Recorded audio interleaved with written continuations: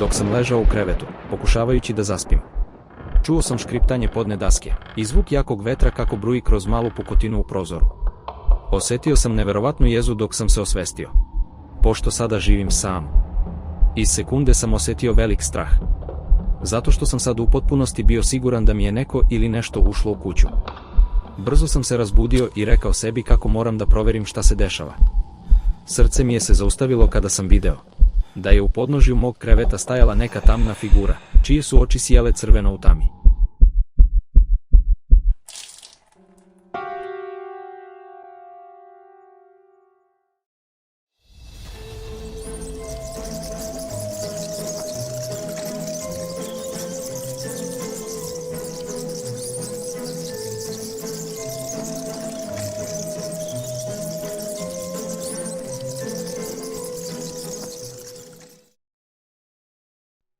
Kroz razne kulture, vampiri se često prikazuju kao nadprirodna bića koja piju krv ljudi da bi preživela.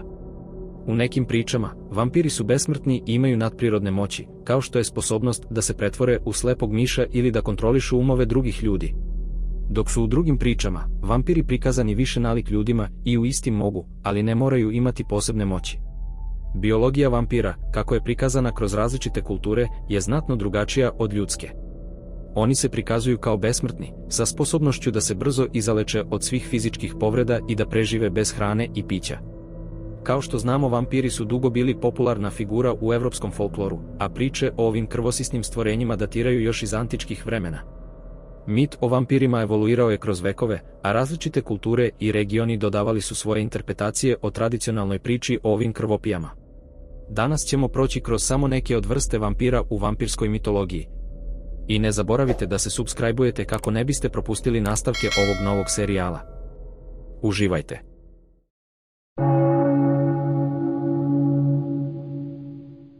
Jedan od najranijih zabeleženih izveštaja o stvorenjima jako sličnim vampirima potiče još od starih Grka.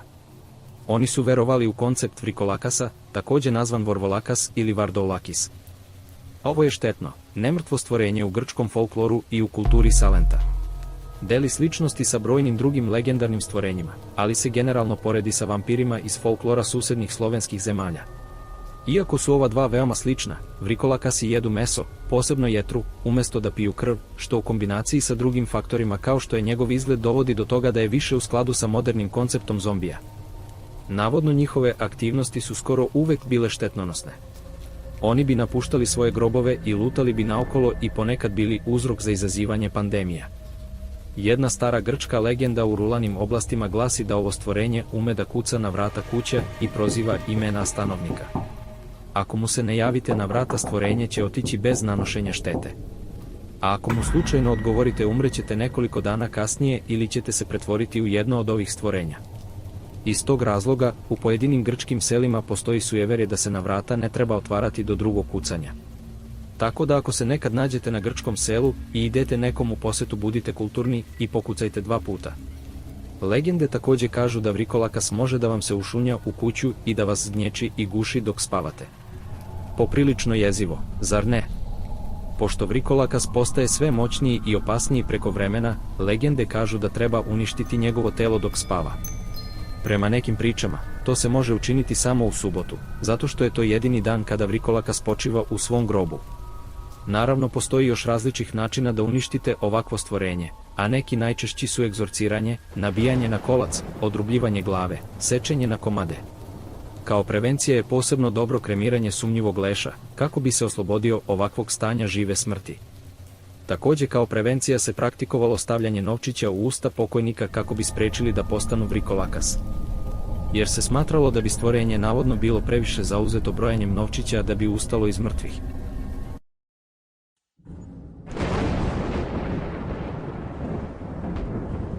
Strigoj je ime koje se u rumunskom folkloru daje neživim stvorenjima.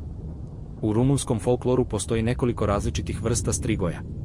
Ovo su uznemirene i napaćene duše mrtvih koje ustaju iz groba i dolaze noću da muče ljude prozivajući i vrištajući njihova imena. Veruje se da su poprilično jaki i brzi. Na rumunskom, reč strigoj znači uskrsnuo iz groba, takođe postoji reč striga što znači vrisnuti, što može da znači da su nazvani oni koje vrište. Ime je izvedeno od rumunske reči striga, što znači vrisak, ili strega, što znači veštica. A potiče od latinske reči strig, što znači sova, ili od latinskog izraza strigosus znači mršav. Strigoji su žedni krvi isto kao i vampiri i za njih se veruje da također mogu posjedovati i ljudski ili životinski oblik poput vampira. Strigoj viju. Strigoj viju ili u prevodu živi strigoj je vrsta, vešca ili vračare. Prema Adrianu Kremenu, u njegovoj knjizi o mitologiji vampira u Rumuniji. Živi strigoj kradu bogatstvo farmera, odnosno pšenicu i mleko. Može zaustaviti kišu ili grad i da ubija ljude ili stoku. Dok je drugi tip strogoja strigoj mort, odnosno mrtvi strigoj. Strigoj mort je mnogo opasniji. Njegova priroda je dvosmislena, i ljudska i demonska. Mrtvi strogoj bi izlazio iz groba i vraćao bi se porodici i ponašao bi se isto kao kad je bio živ i mentalno bi tormentirao svoje rođake i porodicu dok ne umru. Verovalo se da je srpski seljak Petar Blagojević, koji je umro 1725. godine, za kojeg se verovao da je posle njegove smrti postao autentični strigoj. Nakon njegove smrti ljudi u njegovom kraju su počeli posle kratke bolesti da umiru. Nastala je sumnja da je vampir bio u selu. Pre njihove smrti mnogi su tvrdili da im se mrtvi Blagojević u noći ukazivao u snove i davio u istim. Njegova supruga je pobegla neposredno posle tih čudnih zbivanja, izjavivši da joj je u snu došao mrtav muž tražeći joj svoje opanke. Također postoji priča koja se prenosila kroz godine da je se Blagojević vratio svojoj kući posle smrti da proganja sopstvenog sina i traži hranu od njega, ali pošto ga je sin odbio, Blagojević ga je brutalno ubio. Kada mu je grob bio otvoren, on je na ustima imao svežu krv. Meštani njegovog kraja su probili kolac kroz njegovo mrtvo srce i spalili mu telo.